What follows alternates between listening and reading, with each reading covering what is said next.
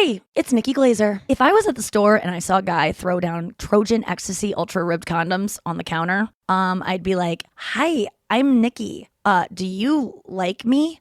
Boring condoms are a thing of the past. As a girl who can run a little dry sometimes, even when I'm super horned up, I would appreciate a Trojan Ecstasy Ultra Ribbed condom. Because they have ultra smooth premium lubricant inside and out for a more natural feel. So I don't have to feel insecure like, "Oh, I'm not wet enough." And they have extra deep ribs at the base and end to increase stimulation. So, he thought of me. And the comfort shape allows free movement for a more natural experience. Feel your best. Get yours on. Welcome to Comedy by Indie Drop-In. Each week we feature an episode from the best independent creators. Hit subscribe for more great comedy content. If you would like to support Indie Drop-In and get these episodes ad-free, check out our Patreon at the bottom of the show notes. Today's episode is from Petri Dish. Don't forget to check out the show notes for links to subscribe and follow on social media. Enjoy the show. Begin. Petri Dish is a product of Petri Dish Media, all rights reserved. Petri Dish is a science comedy podcast and should not be used as medical advice. Do not get medical advice from a podcast. And therefore, as a free man, I take pride in the words, Ich bin ein Science!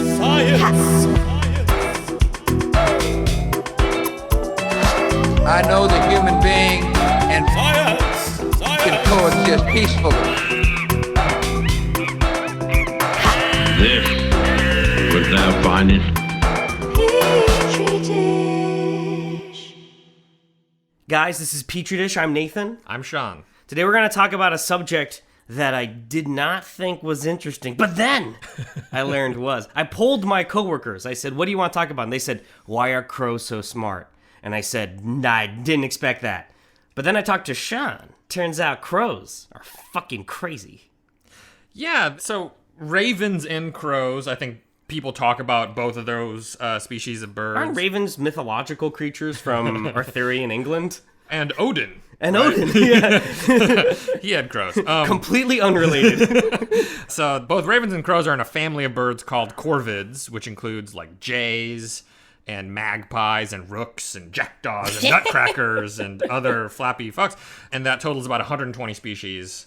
And then ravens and crows are kind of in their own little grouping. No other type of animal has been so plagued by the nomenclature of English peasants. Like, all those words are clearly like, "Hey, look at that, there's a jackdaw! A rook's flying!" Because a group of ravens, I mean, you say a conspiracy of ravens. Yeah. Wait, is that the formal name for a group of ravens? So It's a murder of crows, right? Right. It's a murder of crows and a conspiracy of ravens. I bet you that wasn't even true until Shakespeare. I bet you Shakespeare did that. Yeah, I mean, so that is one thing. I read a very angry blog post by a scientist. Really? That was like, stop talking about those grouping names of animals as if they're like a fancy thing that some group of people like actually agree on. Right. Like, nobody really gives a shit. Right. There's no scientific body that's like, it's definitely a conspiracy. Well, you know, it's interesting. Do you know what a conspiracy of ravens and a murder of crows was called before Shakespeare? What? A group. Hey, look, it's a group of crows. Yeah. So this guy's blog post was like, it's a flock if it's a bunch of birds. Right. And, you know, a herd for certain kinds of animals. This guy hasn't been seen since, though.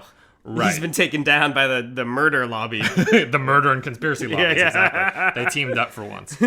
But, you know, I think it's a really interesting group of birds, and I think that between corvids and parrots, you have two groups that have a lot of experiments that have been done related to intelligence. But I'm allergic to parrots, so we couldn't talk about that. Even just hearing the word... you can barely handle... That's not true. Yeah. But, I mean, like, the reason corvids are such an interesting family is because they're smart. It's not just that they fly high. Yeah. A lot of birds can fly high. Sure. These birds fucking are smart. They're smart sons of bitches. Yeah, so in this particular episode, we're going to be focusing mainly on the idea of intelligence when it comes to corvids, right? So animal intelligence and corvids. We're not really going to be talking about their biology in any other kind of capacity. They're fucking birds, guys. They fucking fly. I mean, sometimes, you know, birds can have like kind of weird, interesting things. A really close relative to corvids is the shrike family. Yeah. And shrikes, like, impale their prey on barbed wire and shit. Wow. That's funny. They sound like something out of Game of Thrones. Yeah. They sound like a different group of Viking-esque broskies, you know? Right. Like Greyjoys. So I guess all I'm saying is, like, birds can have their own weird, cool thing, but in this particular case, corvids, we're going to be doing intelligence this episode. Do you think they're going to change the expression jump the shark to ride the dragon because of Game of Thrones? Wow, the 8th season really rode the dragon. Am I right? Maybe they should. Or melted the throne. Yeah. This season really melted the... No, spoilers. I'm sorry, guys. No spoiler alerts on this show. It was kind of an ass blast. Anyway. I enjoy ass blasts. I was not in love with the 8th season. Okay, guys, so let's get into... I don't like how I said that. Let's talk about crows. So smart.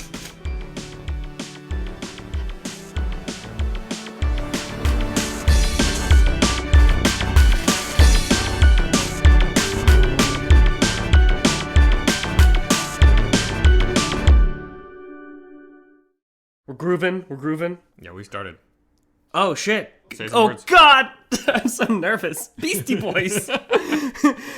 You know, I don't know if you noticed, but Spike Jonze just did a documentary on the Beastie Boys, or at least it's about to be released or something, and it looks really lame to me because, like, you know, usually you want like an exciting plot or like Kurt Cobain committed suicide, but this one just seems like, hey, we're the Beastie Boys, and then you cut to some concert, and then you cut back to like, man, we're such good friends, and then you cut to another concert, they cut like, wow, we're so successful, and you're like, what is this? Like, this is just like the worst Instagram page, just like a long litany of success. This isn't the Beastie Boys podcast. Could you like fucking get into the actual episode? Apparently, they were a punk band first and were God. failures, and then got into hip hop because they were like, there's like the whole market for honky cats doing rap. That's a blue ocean strategy, yo.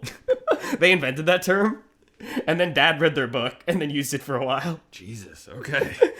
He's a what? Come on. He's a music man. You can start too. No, It's too late for me. This is your only job. Okay, guys. So crows, man. Here, Sean, help me out here. I right. need a little help. Okay. So, in order to kind of have this entire discussion, I think we need to spend a little bit of time first discussing like what we actually mean by intelligence. It's kind of already a loaded term for humans. That's true, because right? I feel smart sometimes. Sure. Because I know about history and stuff. Okay. But then I do this pod. And then I feel really unintelligent. So intelligence, like, I mean, is it just Mensa? But Mensa's all like right-wing crazies, right? Right. Except for our listeners. And there's like a whole thing where it's like, oh, well, what about IQ tests? And the people are like, Right. IQ tests are racist. And I you know, have such a great IQ. Yeah. and then when we dive into animal intelligence, it gets really hard because we come at it Right. with like a really anthropomorphic kind of bias. Ants have like an IQ of 200, but is it cheating because they do it as groups of 10,000? Like, I don't know. When you add up every individual Right. ant. There's like one hive of Argentine ants that has a single hive from here to Argentina, and like, they're really smart, but you can't really test that in a proper test setting. Sure. So there is a researcher named Dr. Kaylee Swift. And It sounds like a really, really cute Disney star. It sounds like she's like just now transitioning into like Zendaya-style ads for Chanel. she's on Twitter at Corvid Research. And she's written about animal intelligence on her blog because it's about corvids. And what she says is that intelligence is the ability to flexibly solve problems using cognition rather than instinct or trial and error learning. I don't care about any of that shit. Does she say murder of crows or does she say a flock? Where does Kylie Swift go down on? I think she said murder just because that one's so fun, right? Yes. What that means is being able to apply thought to solving new problems that they haven't encountered before, based on other kinds of problems that they've dealt with the past, but like not exactly the same problem. I right? see. So Republicans would fail an animal intelligence test because any crisis happens, they're just cutting taxes and then being like, wait, what about Social Security? You're supposed to be the crypto Republican on this pod. I'm going to defend the Republican Party from that. Oh my god. Anyway. Just kidding. So, you know, based on that, when we talk about animal intelligence, we're talking about stuff like causal reasoning, imagination, mental time travel, stuff like that. All the imaginative people I know are idiots. They like can't do taxes. But I see what you're getting at. Imagination in a broader sense. That's the part that we're curious if animals can do. Right. Because animals can clearly do things well, right? Like they can be very skilled at doing stuff. Right. So that's not really the question that we're curious about. And they can definitely learn, right? We've definitely seen the capacity for animals to learn how to A do praying things. mantis can measure the distance between it and something and then successfully calculate how it's going to attack. And that's a pretty impressive feat of some sort of intellect. But can it imagine itself in a different circumstance? Or is that all instinctual? Right. And some of these things are kind of tricky to tease apart, like the difference between causal reasoning and associative learning. Okay. Right. So, like, for example, if you imagine a billiards table at a gentleman's club. Okay, I've never been to anything like that, so I can't imagine it, but I'm sure our audience, we have like 9 listeners in the UK, they know what you're talking about. And, you got some balls on the table. Okay, now we're back in my ball game. And you take like a blue ball and you roll it toward a red ball, right? So they're going to impact. What? Why is that funny to you? It's just one of our more intimate, I don't know if you remember this, but when I got blue balls for the first time, I asked you what it was.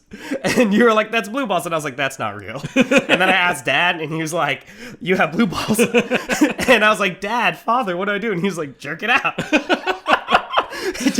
But anyway, so the blue ball hits the red ball. Tell me more about these. We're keeping this in. So you roll the blue ball toward the red ball, and it's going to hit, right? And right before it hits, you drop a green ball from like the ceiling. Okay? Right, And it falls down next to the blue and red balls as they hit. Right. Okay. And so for you and me and for pretty much any kind of adult person, you'd be like, okay, the green ball was just a completely unrelated event that has nothing to do with the red ball moving. That's very charitable of you to think, Sean. What if the green ball causes autism? Like, how do we know? That's what I was thinking as I read your notes. Is I was like, we really don't pass these tests. But okay, so we could recognize that the green ball has nothing to do with the blue ball hitting the red ball. Right, because we have this kind of causal understanding of when one thing hits another thing and then that second thing moves. Even if we don't know the physics equations or whatever, we got an idea that there's a causal relationship there. Right? Yeah, sure, but dipshit fucking jumping spider watches that. Right. It can't parse out that relationship necessarily. And so a lot of animals would look at that, and maybe they could learn to associate a blue ball and red ball hitting with the expectation of the red ball moving. Right. But they might be just as likely to learn that the green ball made the red ball move. Right. Despite never touching it. Again, this is such an indictment of humanity. You're a lot more pessimistic about our fellow humans. I feel like a lot of people Did you not feel as you wrote this? Like, oh God. This is like if you put this in front of the Goop website, sales would plummet.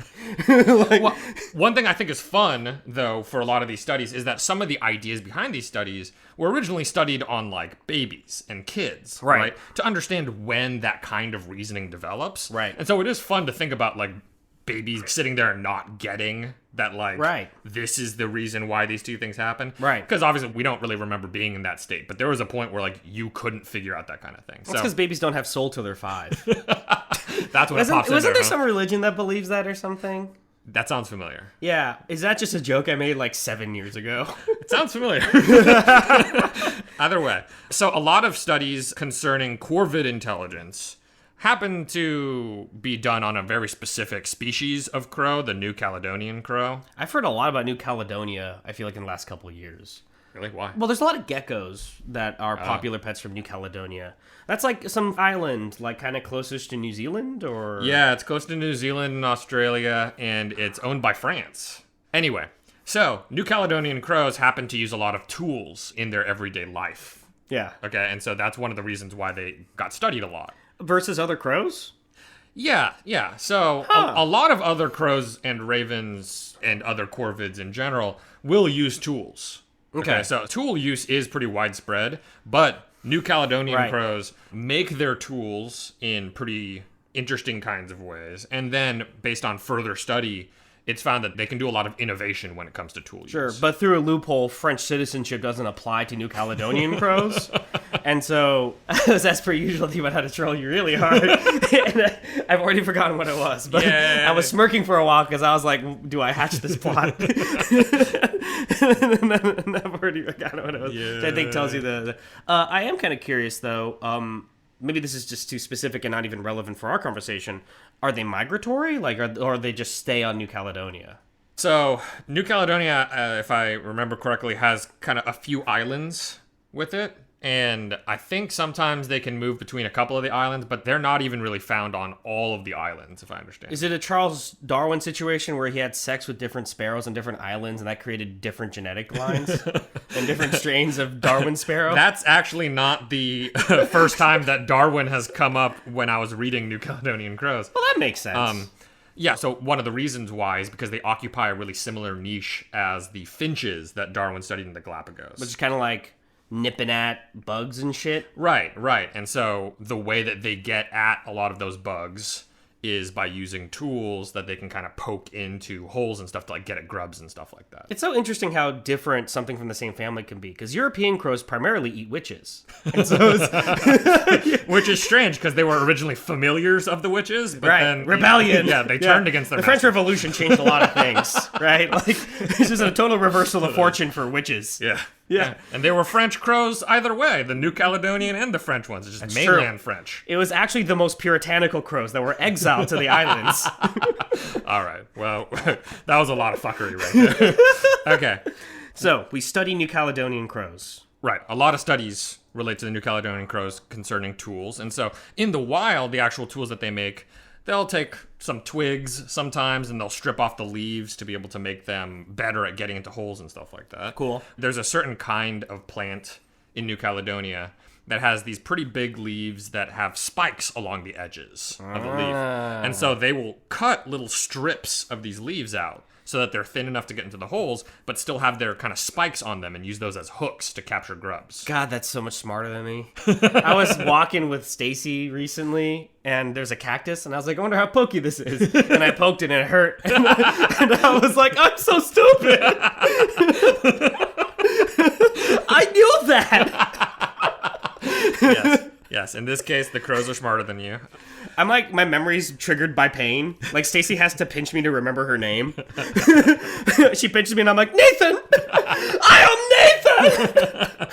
Well, good job. And I'm glad you at least have a way to learn things. Right. You have a methodology. That's true. You have to just, like, flash drive your brain. Yeah. You get a little Sean quantum computer in the back. I just plug it right in. So, as like a little aside with these tools that they make, the crows display what's called laterality when it comes to making the tools. And what laterality is it means that they prefer to work in one direction over another. It's like people being right-handed or left-handed. And that's a little bit rare on the species level. Cool. So being neurotic in particular is a sign of intelligence, and crows got it. It's a sign of something. And yeah, it's definitely going It's like on. a lot of Woody Allen films. Not totally clear why they do it, but they prefer to make left-handed tools as opposed to right-handed ones. Yeah, weird. That's cool. It's weird. It just makes me feel like New Caledonian Crows are like basically a bunch of post-impressionists and a bunch of American theater guys from the 70s who just sitting there looking at Gauguin, like watching New Wave and being like, lining up their tools very neatly.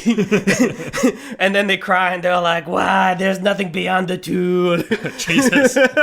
And then they die. I'm just a bird.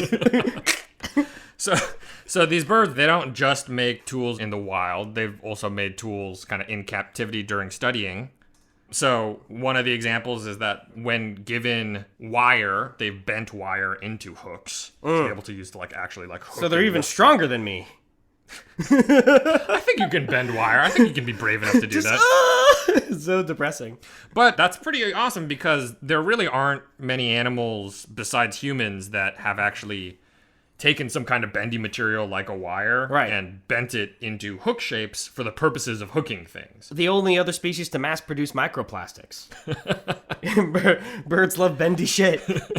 Well, I mean, specifically these crows, I guess. Yeah. And so they've also used tools for purposes that aren't directly related to getting food, which is also pretty much just a human thing. Right. So, primates will use tools, especially relatively simple ones like sticks, to be able to access food that they can't get at normally. Yeah. Right?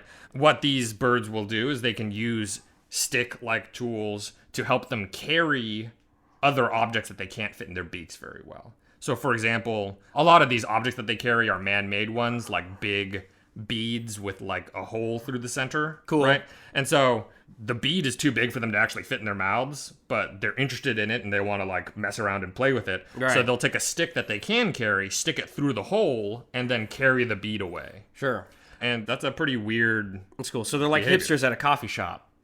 Just can't get enough of them polkas. Just as they mash. That's me stealing a Louis C.K. bit, so I'm not going to continue. Point is they make their coffee really well. Okay. Yeah.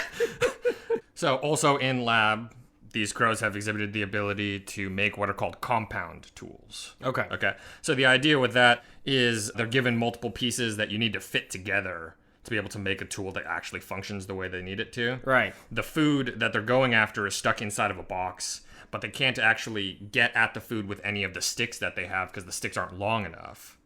But they're given sticks and straws that they can shove the sticks into. Okay. And when you shove a stick into a straw, then you can make a tool that's long enough for them to get at the food. And they can do it. Yeah. And they can do it without having to go through too many trials of figuring it out, basically. Right. So, that's a pretty complicated behavior that involves sort of a different kind of understanding of what tools can do for you. God, it just makes me so sad. Why? Well, just like we underfund our rural schools so much, and that's why they can't do this. Holy shit.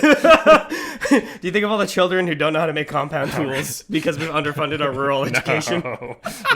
They can do it. We need to stop censoring textbooks, okay? If anything, it's the city slickers. That's true. That have never had to hold a tool in their lives. I was first going to joke about urban schools, but that's racist. I'm thinking about like Manhattan Beach white or middle class or rich schools where like they've never held a tool. That's true. Their hands can't manipulate the tools properly to be able to like too actually pudgy. Their parents are giving them CBD, being like, I don't want you to get high out there. They're all Augustus Gloop or whatever from Willy Wonka. Okay. And then the last part in this tool category is that crows have also made what are called meta tools, or used what are called meta tools. That's like the meme generators you guys have been sending to me recently. Yeah, the AI I don't know what any of that shit means. No. So what these meta tools are is the idea that crows need to be able to recognize that tools can be useful to help you get other tools to finally achieve your goal. Because, there's a certain kind of cognition where you recognize a tool can be useful to help you get food immediately. Right. But the idea that you have to string along several goals on the way to your final goal. I need to use tool A to get tool B so that I can use tool B to get my food. Right. That's a more complicated set of thoughts, and it requires you to think of tools as separate things that can achieve intermediate goals.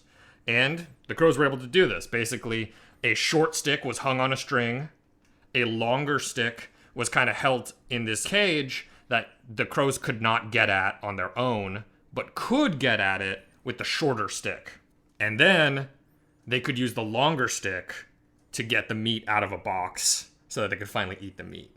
And crows solved this pretty well. There was one crow in the experiment that actually solved it on their first try. Damn. After basically hanging out, looking at all of the stuff, hopping around looking at the stuff for about 2 minutes. And then in that process, figured out what they needed to do, and then just went at it and solved the... That really puts my Portal runtime to shame. I was like, did the same... I did like level 1 70 times. Portal is probably a pretty good example of what a crow could do and I can't. Our equivalent challenge here. By the 70th time, the Portal's like, press the left mouse key! And I was like, which one? And it's like, left! They had programmed like a really angry Stephen Merchant.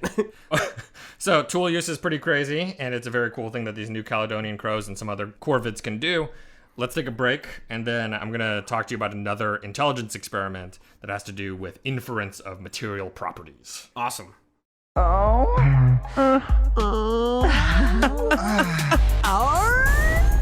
Hey guys, it's Anders. Blake. And Adam from TV's Workaholics and the podcast This Is Important and the Pleasure Is Ours. We'd like to invite you to treat your friends and loved ones right by gifting them something from Trojan, America's #1 condom brand. Trojan Bearskin Raw is America's thinnest latex condom, which helps you enjoy a more natural experience to feel it all. Yeah, the older I get, the less feeling I have in my penis, and I just need the thinnest condom possible.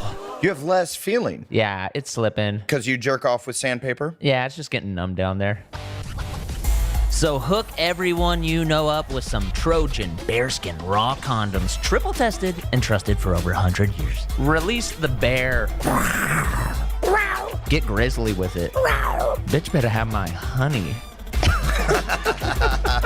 Trojan, feel your best? Get yours on.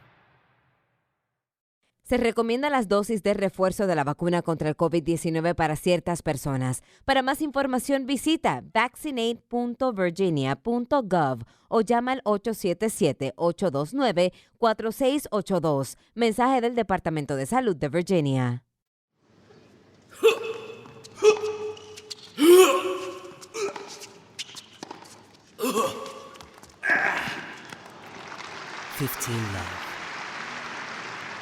Do you like to listen to the sounds of intramural tennis? Deuce. Download Balls in Your Court today. And that's match. Guys, we're back. Sean, tell me, what is inference? Apparently crows can do it. I can't infer the meaning of inference. You need to tell me what's going on. Yeah, so it's a thought process where you can use that's where it broke down for me. Where you can use other information to figure out something that you can't directly observe. Sure. Okay. So, for example, vaccines become common. Autism goes up. I can infer that vaccines cause autism. You son of a bitch. Why are you like this? You know, crows all get vaccinated. All right. Crows are like, the data's there. Like, of course I get vaccinated. Yeah, they're very reasonable.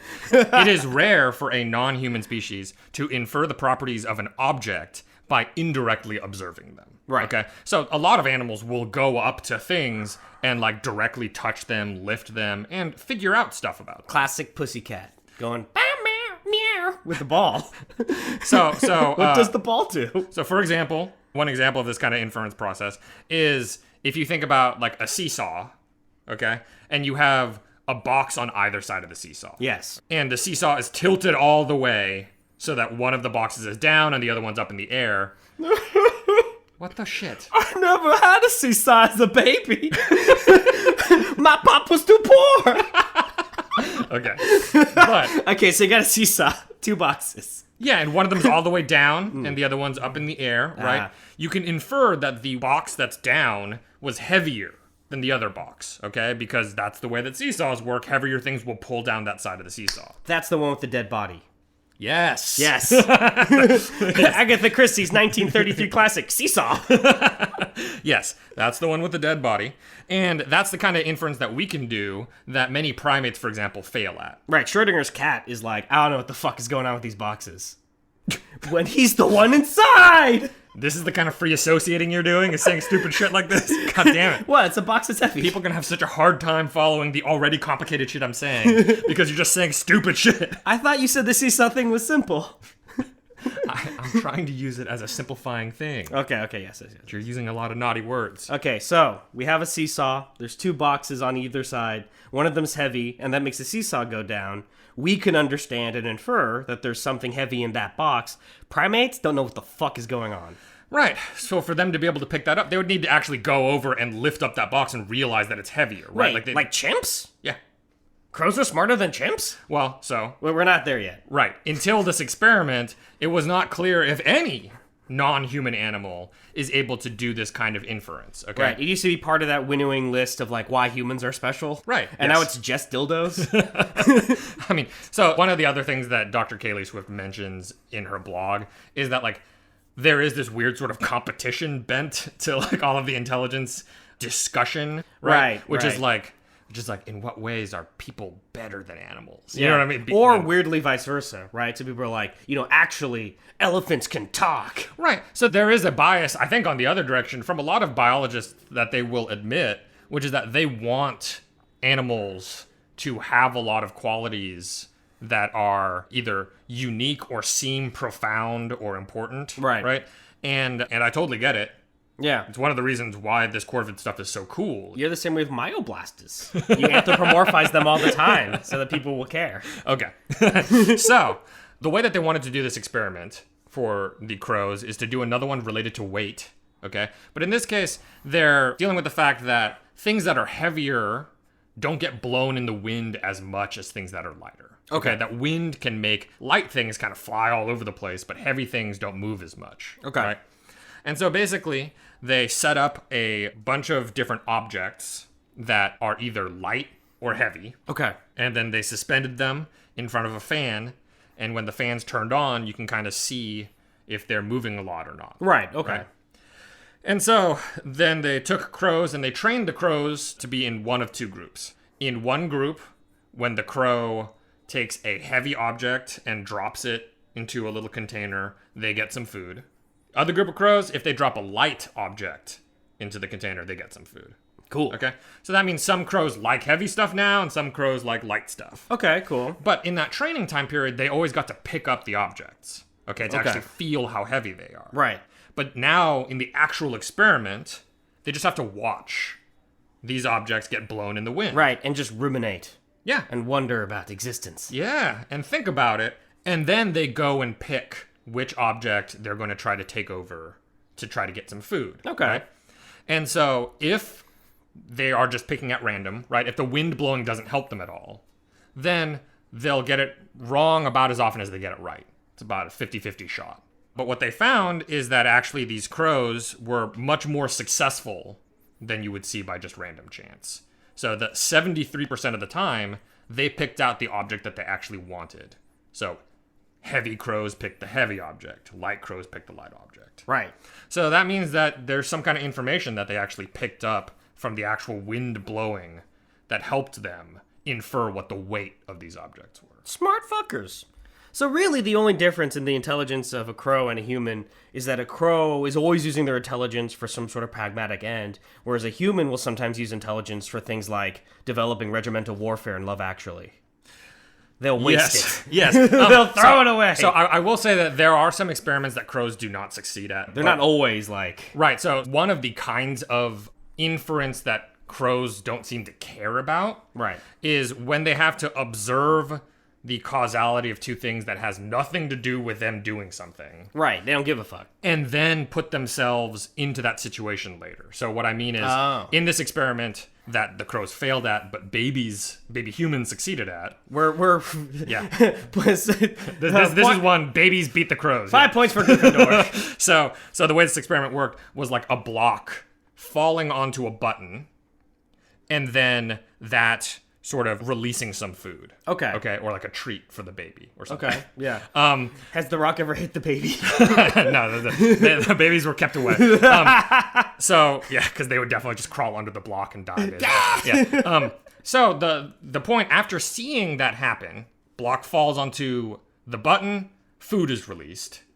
Babies at a certain age can just go up to the button and push it themselves. Okay. Because they'll recognize that really the point that's important is the button getting depressed, not the brick falling or whatever, right? But crows are just like, I don't even give a fuck. Yeah, if crows would do anything, they would work to make the brick fall again. Okay. In the sense that, like, they would try to fly up, that whole process. It. Right, yeah. exactly. Instead of realizing that they themselves can just replace the brick. It's not important there. Okay. Right? So in that case, crows don't always beat babies. Right. They're kind of like horny greasers. Okay. How are they like horny greasers? Well, because a horny greaser, like, let's say they win a race, so they get the girl, but like they don't really know it's because they just happened to be nice one time, and the girl's like, oh, he's actually not so bad. I think it's because it's so cool. So Denny Zuko's like, oh, I gotta be really cool, when really he hasn't inferred that what's important is to open his heart to Sandy. I see. I shouldn't have asked. I should have just let that lay there. Oh boy. Okay, so then another kind of experiment here that I want to get into has to do with a peephole. The peephole experiment. I know this is rare for me, but I don't think we can talk about this section, Sean. Okay, so this has to do with a kind of intelligence called the theory of the mind, or a theory of mind. Okay. And the idea there is that we can sometimes, maybe not all of us, we can imagine a mental state that we have existing in another person. So we can imagine somebody else being happy, or somebody else seeing something or experiencing something. Yeah, Donald Trump imagines everyone always wanting to eat a burger from McDonald's. Well, some people... He makes heads of states like Kim Jong-un, here's a burger. That's why he gets along with dictators, is they all like McDonald's. Because Angela Merkel is like, here's a burger, and she's like, what is this? And he's like, who are you? So some people have a harder time with this than others. So an example of... so kids do not have a theory of mind right from birth, okay? That's very interesting. It takes some years. And so there's actually an experiment related to this. There's a lot of forms of it, but one way that it happens is, like, for example, a box filled with cookies or something like that, okay, is sitting out on a table. That's where a kid puts all of his cookies. Okay, so all the cookies, he knows it's on the table. Right. He walks out of the room. His mom comes in, takes that box of cookies, and puts it in the cabinet. Okay. Okay, so if you explain that set of events to a kid, and then ask the kid, when the boy walks back into the room, where does he think the cookies are? Okay. Kids above a certain age will say on the table, and then kids below a certain age will say in the cabinet. Wow. Okay, because those kids below a certain age don't realize that the information they have might not be the information that the kid has. That this kid in the story has a separate mind with different amounts of information and might not know everything that you know. Dude, that's fucking creepy Wachowski sibling shit. Oh my god. Yeah, dude. Tabula rasa. Right. So John Locke was right and Kant was wrong. Or are there a priori categories of thought? There are elements of cognition that exist in humans when they're born, but there's a lot of them that develop over time. A lot Interesting. Of them. And that's one of them, is this theory of mind that we can imagine people having different sets of information as us. So there's not a single continental philosopher from the 17 and 1800s who alone has the truth. Who got it 100% Instead, the quote-unquote capital T truth is an amalgam and a complex empirical process of discovery. That's beautiful. Hence Petri Dish. Yes. The scientific revolution. That is what we are. So, it's definitely been clear for a very long time that animals can see something and react to it, but what's more controversial is to say that animals can imagine other animals having some kind of cognition themselves. Right. Just like kids below a certain age don't do this. Oh, we kind of have a hard time imagining animals having cognition. Right. Well, I mean, I don't know. Sometimes we'll see dogs or something like that, and we'll be like, oh, this dog feels this kind of thing, or when really the dog is thinking red rum. Well, it's just I think humans are willing to move their thought processes into other people and animals, right? But it's not clear. I mean, for some people, they're not sure that some animals have thought processes at all, right? But even if they do they ever transfer that into other animals? And fucking crows do. Yes. So holy shit. So in this case, this is a study with common ravens. Okay, so not even the New Caledonian Crow. Now we're just doing ravens. How related are ravens and crows? I mean, they're the same family, but they're the same genus also. Okay, I've always been a little confused about the difference, actually. But they are different species. So there are several species of crow and several species of raven. Okay, and, I see. They're actually not, at that point, something that you can group together, like, genetically. So there are some ravens that are more closely related to some crows and vice versa. So it's kind of the kind of goofy mix of a Linnaean. How do you say that? Sure. Linnaeus. How do you say? Wow, that's a hard word. Linnaean, yeah. But basically what I'm getting at is that the nomenclature is kind of a legacy. It's not necessary. It doesn't map onto our modern genetic understanding. Yeah. And at this point, it's so mixed up, there's no movement to change it. They're just names at this point. Largely, the main thing is that morphologically, ravens are larger than crows. That's pretty much the main factor. Right. There are certain elements of, like, what their wing and tail shape is during flight, et cetera, et cetera. But the biggest thing is that ravens, by virtue of their majesty, are the birds of Odin, whereas crows are the murder of witches. Yeah. Okay, so one common thing that ravens do is they like to store their food in little caches or treasure troves. Right, just like I do. Yes. It's like just an old pastrami sandwich, like underneath the fridge. Stacy will never find it. It's mine. In between the couch cushions and stuff. Yeah. I got my nuts for winter. And one of the things that ravens will do is they'll kind of nervously be on the lookout when they're going to go to their treasure trove to make sure they're not being observed when they store their stuff. It's a very neurotic creature. Yeah, but, that kind of makes sense. They don't want to get robbed by conspecifics, by other vet. Right. That's why it's always so hard to persuade ravens to buy into a welfare state. Is they really believe in the mythology that someone will take their money and waste it. So then the question is, why do ravens kind of look over their shoulder, and why do they behave differently if they do see another raven looking at them? They'll purposefully not go to their little cache, okay? Is it because that's an association that they've learned over time, right? There's been enough times where, oh, hey, I see a raven looking at me, and every time I see a raven looking at me, my food gets stolen, right? Right, so then they're just like, don't go to my food when there's another raven looking at me. Somehow your delivery reminded me of John Mulaney. and somehow that boat gets stolen. That was really good. That was really beautiful. It got way funnier just because you said it like that.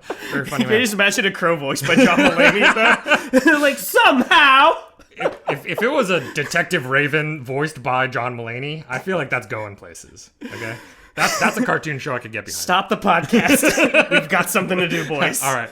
Or is it not a learned association? Is it that when a raven sees another raven looking at them, they're imagining that raven watching them for a purpose? Maybe the same purpose that they watch other ravens so that they can steal their shit, right? Like, are all ravens little kleptomaniac fucks? And so the reason why they're nervous and always watching over their shoulders because they know they like to steal stuff. And other ravens must like to steal stuff too, right? In that case, that is them taking their mind and putting it into another animal. That's right? pretty cool. So which one is it, though? Right? That also implies they have open brain surgery, right? But then you mix up the abnormal brain. Right, and then... We're seeing the limits of my intelligence. I cannot imagine the mind except as a physical entity. Whereas we know the mind is really the soul. It's a metaphysical construct. Right, yes, of course. Yes. Or the quantum state of the mind. Exactly. Or demons. In between the multiverse. The subtle knife. So, some researchers wanted to know. To perform this experiment, researchers put some ravens in a little box that has this peephole that can be... What? I'm sorry, just peepholes. Why? Are you thinking about glory holes? You need to stop. Peepholes are glory holes for the eye. You need to stop participating in glory holes. It's very naughty of you. Don't tell people about it. Anyway, so this peephole can be open or shut, right? Okay. And so... Why? Let me get over myself. I'm sorry. Okay. So the peephole can the be raven's open in there, or and it's open, and they're looking through, and as they're looking through, they can kind of observe around the rest of the room. Cool. And they can see sort of like what areas are in sight from being inside the box. Okay. Right? And then when you take the raven outside of the box, you let it kind of roam around the rest of the room. They'll often do things like hide little bits of food into little caches in that room and everything. Okay? 1 out of 10 ravens just walk around saying, I want to be back in the box. I want to be back in the box. So now, the situation is, if you had another raven in that room, the first raven will get kind of nervous about going back to their treasure trove, right? What a terrible life. Well, because they just don't want to be watched. Right, and right. They'll wait. Like, ravens will do behaviors where they don't feel nervous if there's something blocking the line of sight between them and the other raven, right? So they'll prefer treasure troves that are places where that other raven can't see based on where their current position is. Ravens are like Clint Eastwood from Gran Turismo. Just like, so territorial and angry, you know? They're like Clint Eastwood from a lot of his movies. Yeah. Anyway, if you take the second raven and you put it inside of the box now, the first raven will also alter its behavior based on whether the peephole is open or not. So they'll be able to recognize, like, okay, just because that other raven is nearby doesn't necessarily mean that they can see me. But if the peephole is open, then that means that there's a chance that they could spot me. And so I can't go to my treasure trove. Okay? And that's important because concerning the whole peephole thing and everything, even if there's not a raven in that box, even if it's just sound, like a little speaker playing raven noises. So Raven A looks over, it can't see a raven at all. It's not that the sight of another raven bothers them. Yeah. It's the idea that another raven might be able to observe them through the peephole. Just the sound of them. That's fucked. That sets them off. Wow. Okay? And what that means is that it's not just a learned association because you can see them looking. Right. It's just this more imaginative process. Right. Obama's not literally in the chair that Clint Eastwood is yelling at. Yes. He associates the empty chair with a lack of leadership. Right. Perfect. That is exactly what happened. Clint Eastwood didn't know what we were talking about in this episode, and then he heard that and he's like, I remember. Now I understand. Crow intelligence. Thanks for listening, Clint Eastwood. Okay, let's take a break, and then when we get back, I'm going to talk about the last kind of crazy raven, crow intelligence thing that I learned about. This one was actually really hard for me to get because it's neuroscience-y shit. Cool. And it's a really tough That's field. a great Smarter Than Sean. Yeah, exactly. So when we get back, we'll talk about that. Hi, everyone. This is Bowen Yang. And Matt Rogers, co-hosts of the podcast Las Culturistas. We're inviting you to treat yourself with the gift of pleasure. Yes. And who better to help facilitate that pleasure gift than Trojan, America's #1 condom brand? I love a pleasure gift from Trojan. And Trojan Ecstasy Ultra Ribbed has a unique design that actually lets you feel the pleasure and not the condom. Now, explain this to me. Explain how this works. Elaborate. Oh, I'd be happy to. So this condom has extra deep ribs at the base and end to increase stimulation, so you're both sure to experience ecstasy. Dare I ask, does this condom have lubricant? Does Taylor Swift write songs well? I think she does. Yeah, She's I think famously so. a songwriter. It's what gives her an edge over the other girls. It has an ultra-smooth premium lubricant inside and out for a more natural feel. Now tell me about the shape. I need to know about the shape. You are a shape girl. The Trojan Ecstasy Ultra Ribbed Comfort Shape allows free movement for a more natural experience. Well, I'm in. I'm sold. This condom is the past, present, and future. Pick up some Trojan Ecstasy Ultra Ribbed condoms, triple tested and trusted for over 100 years. Trojan, feel your best. Get yours on. Finding the right person for the job isn't easy. Just ask someone who hired a lounge singer to be their office receptionist. Hello, this is Mickey Marquis, and you've reached the office of Doug & Associates. Thank you very much. Catch me Tuesday nights at the Hotel Johnson. Hello? But if you've got an insurance question, you can always count on your local Geico agent. They can bundle your policies, which could save you hundreds. Doug & Associates, this is Mickey Marquis. Hello? For expert help with all your insurance needs, visit geico.com/local today. It was 8:05 p.m. when John Doe approached his car. I did not know the man, but I had heard him having an argument with his wife, so I knew I would not be the prime suspect. I found a discarded lead pipe in the gutter and struck him 3 times across the head. Then my only problem was where to discard the body. This is Really True Crime, the first podcast brought to you by real true criminals. I had never seen her naked body, but I had oft imagined it in my more pensive moments. Good for strangling, I thought, as I strangled her. Every week, we recount our own true criminal activities to you to satisfy those dark urges within. Join us on Tuesdays, wherever podcasts are.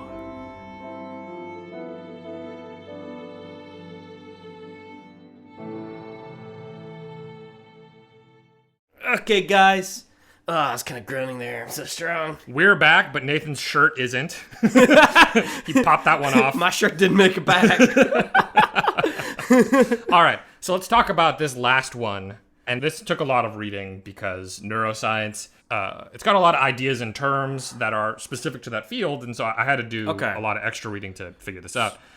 Well, I mean, what are we talking about? Like fucking doing philosophy then? Like what would... So this has to do with counting stuff. Okay, so counting's hard? I don't know why I'm saying it like that. I can't count past 12. The neuroscience of counting is something that is kind of difficult to understand, but also represents, I think, a really impressive feat of science in that we actually understand it really a lot better than we used to in the past 20 years. Okay. And the answers are pretty cool. So the way that, because I thought it was intuitive, the way I imagine is I just count 1, and then a little 4-man in my brain goes, it's 1! And then a little guy that goes like, it's 1! And then just yells it all the way back to command person. Okay. He doesn't know what to do with that information. Okay. But that's how I imagine it in my brain. But what if it's 5 then? What happens? Dude, I've never had to go to 5. Well, okay, but see, so here is the thing is, obviously there's a sensory input part where it's like, oh, your eyeballs have to see 5 cows or 1 cow or whatever, right? Right. But then once it starts to go into your brain, there's some complex judgments that have to happen. I mean, first of all, we can see 2 jabronis and 2 cows and recognize that those are different things, but also that there was 2 of both of them, right? That's a really derogatory way to talk about Jabroni's girlfriend. So you can take what you can get, okay? But in any case, there's 2 of them, right? Yeah. And so we can also recognize that they share that in common. In other words, that the number of something, the quantity of something, is something beyond just the actual physical object that it is. Okay. And there's this kind of abstraction and complex thought that's involved that happens in our neocortex. Okay. What the fuck is a neocortex? Neocortex is a part of the brain. It's kind of the outermost part of your brain that kind of formed. It forms if you've seen The Matrix. It formed the most recently in evolution. Okay. That's pretty cool. So crows don't have it. Right. Oh, shit. Yes. Okay, but so you see 2 jabronis. Yeah. And 2 cows. Sure. Okay. Whoop, whoop, whoop, whoop, whoop, into the brain. Yeah. What happens on like the fucking neuronal level? Right. And so that's question 1 is how do you actually even tell 2 or 4 or 1? Is it that you have counting neurons that if it's a single thing, 1 counting neuron goes off? If it's 4 things, 4 counting neurons go off, right? Are you adding together neuron signals? Is that how you count? Or is there a 5 neuron and a 7 neuron? And when the 7 neuron shouts, it's because you're seeing 7 things. Right? So are there specific neurons for specific numbers? Or do you add up the magnitude of the signal?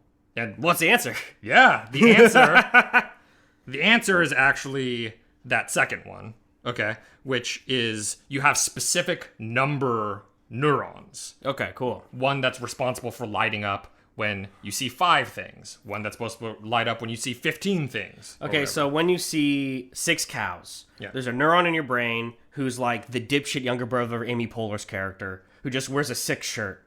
And he goes, 6! Yeah.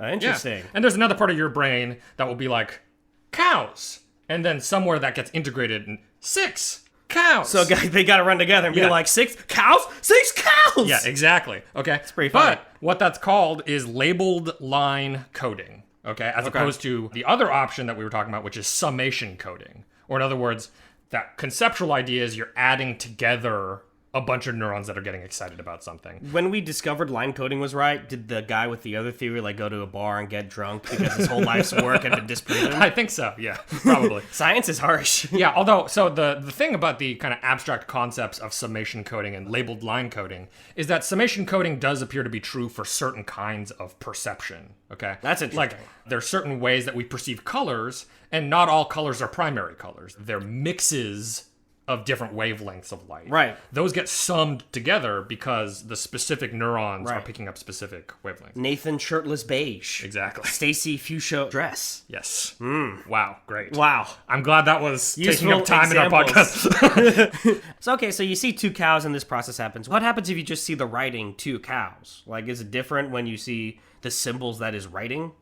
Yeah, so my understanding is that is different, in that it gets looped into a part of your brain. And actually, the funny thing about seeing 2 cows is you might actually still have the 2 neuron go off because it's 2 words. And you still count them. But I'm pretty sure that the language center has to get involved in the interpretation. Okay, but these 2 damn cows. The 2 neuron is like, what the fuck? Yeah, exactly. The 3 neuron will go off inappropriately.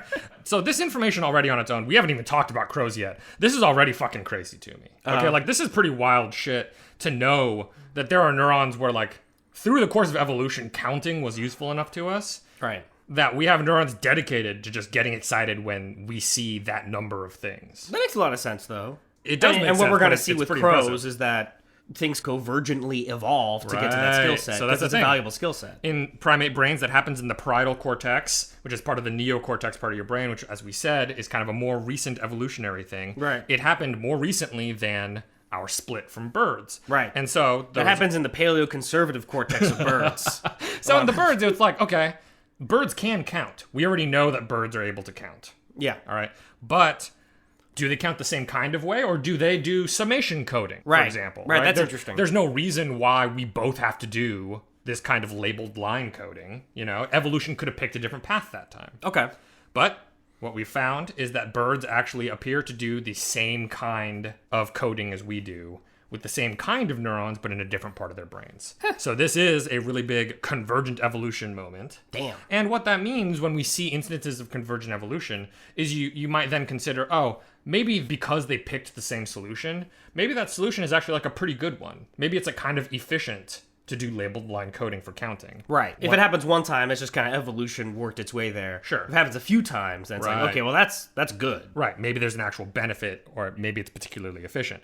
And so the way that this experiment worked, both for primates, people, and birds was it was basically a memory game. They would show you a little picture with circles on it, some number of circles, okay? And then they would blank out the picture so you can't see it anymore. And then a second or two later, they would put up a new picture, and you would need to see, is it the same number of circles as before? So the first picture, you're like, oh, that's 7 circles. Next picture shows up, you need to remember, oh, the last one was 7. Right. This one is also 7. And then you hit a button and you get a treat every time that you're correct. Cool. Okay? But like the a new picture... Butterfinger or a Twix or... Is it just seed? Yeah, I think it was a piece of meat for the ravens, and it was some kind of... I'll take a piece of meat. It was like candy for the primates or something. Give me the meat. So the idea is that in that case...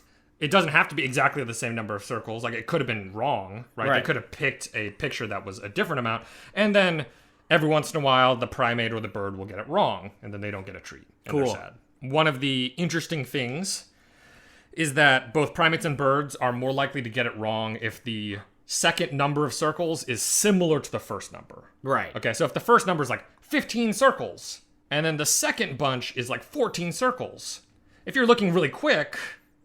you might get that wrong, right? Because it looks pretty similar. Right. Whereas if it were 15 circles and the next one's like 5 circles, you're like, oh, something that's happened. Clearly different. Right.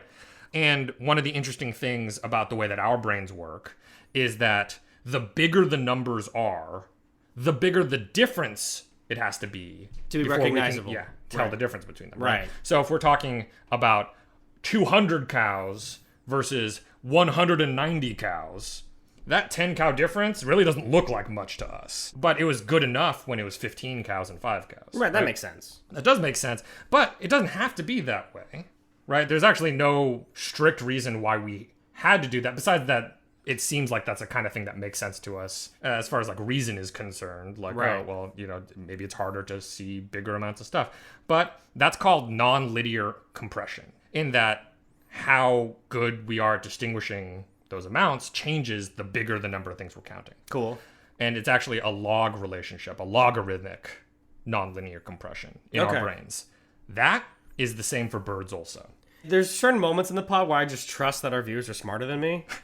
Well, what part of what I said is weird? I've just heard the term logarithmic used a lot in my life, and I'm never going to actually know what logarithmic means. I've technically done those equations. I got a C on that test. Like, I don't really know what's going on. Logarithmic means that for every power of something, you have some kind of linear step. So what that means, like, for example, in terms of our viewers, or listeners to the podcast. We're talking about you guys. Is how excited do we get when we get new listeners? Is it linear or is it logarithmic? And linear would mean every time we get 10 more listeners, we get the same amount of excitement. Right. Okay. Logarithmic would be our first listener, lots of excitement. Right. The 10th listener, lots of excitement.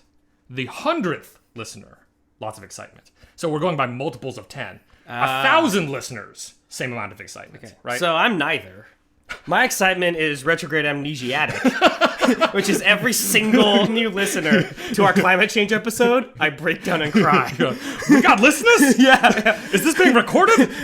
That episode ticked up from 20 to 21 like last week, and I like sobbed. In any case, so that is the different kinds of scaling.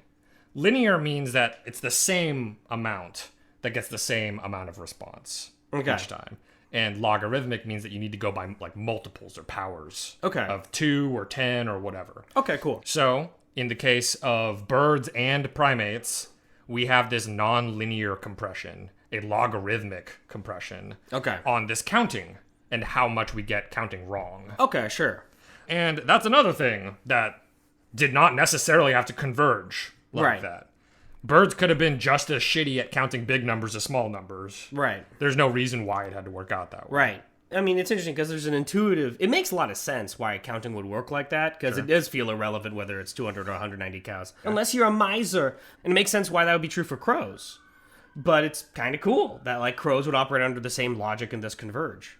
Yeah, and to be fair, I think another way of thinking about it also is there's no necessarily good reason why crows would need to count that many things. Right. You know, you could just imagine them being really good at counting stuff up to like 20 And then after that, them just never giving a shit about counting ever again. I mean, as was true with pre-capitalist humans. Until we became greedy! we got past fingers and toes, and then... Yeah, I mean, you don't really need to count in any particular fashion for the first apple from the Garden of Eden. Oh. But once Adam took the 5,000th and put them all in Costco plastic, God cussed them out! Wow, is that how that happened? And God put a hard cap on our ability to count. Before we were cast from Eden, Adam could just count fucking perfectly, endlessly. This reminds me a little bit Tower of Babel, kind of, but with counting. Yeah. The Lothmother Tower of Apples. All right. In summation. Damn. Corvids. Smart. Yeah. I like it. We've gone over it. They can fly. They're common in Western literature. Yeah. And some other stuff. What was the stuff we talked about? We talked about how they display a lot of different kinds of intelligence. Fucking inference, that's crazy. Counting. Right, and that their way of counting neurologically is actually very similar to human counting. And that they're able to come up with a lot of clever uses for tools, including uses that don't directly relate to food, and in that sense don't necessarily directly lead to a reward. Right. Crow's already smarter than the average American. Right? I think basically, these birds are real smart. Yeah. They're very cool. How long do they live? In the wild, they'll live up into their teens, probably. Especially if they make it out of their first 4 or 5 years. Right, those are the rough ones. Right, and then they're really likely to make it into their teens. And then in captivity, as far as I understand, they can make it up into their 20s. That's incredible. I mean, that means they're testing AP test percentile ranges. Like, way before American students, you know? Yeah, doing a great job. Yeah. You know, I think there's a lot of other kinds of animals that display different characteristics of what we would call intelligence. And even among birds, parrots are another example of birds that show certain kinds of intelligence, and in a couple of, like, experiments where they did head-to-head comparisons. Right. In some cases, there are certain kinds of problems that ravens solve really well that certain kinds of parrots solve really poorly, and vice versa. Right. So there's interesting biases and kinds of intelligence. It just goes to show that I think, first of all, there's a really big diversity in cognition in the natural world. Yeah. And not all those kinds of cognition is useful to every kind of animal all the time. That's why we shouldn't be so weird and dogmatic about, like, an adjective like intelligence, right? Sure. Like, we should have a flexible definition. Yeah. Just like motile or non-motile eggs. Yes. Okay. I mean, eggs are non-motile. Yeah, I got you. Yeah. I got you. Yeah. Yes. My eggs are motile. So guys, that's everything we've got to say about a conspiracy of ravens and a murder of crows. If you like what you're hearing, please support us by leaving us a review wherever you listen to podcasts, and by signing up at patreon.com/Petri Dish. You can tweet at us at Dish Podcast, email us at petridishpod@gmail.com. Guys, we want to say thank you to Stacey Song, our sound lord and engineer, Brian Allen. Stay safe, Brian Allen. Okay, our art man. Yep. All right, well, thank you, everybody, and we'll see you next time.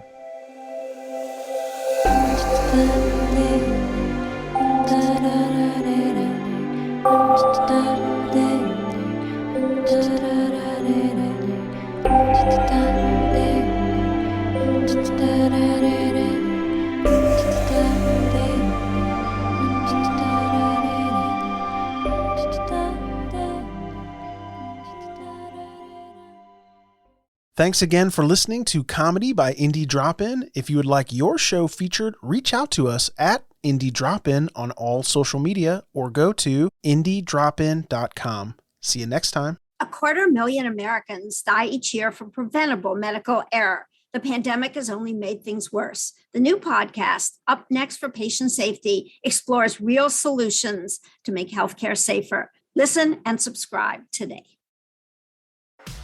We travel to see what's around the bend and what we're capable of.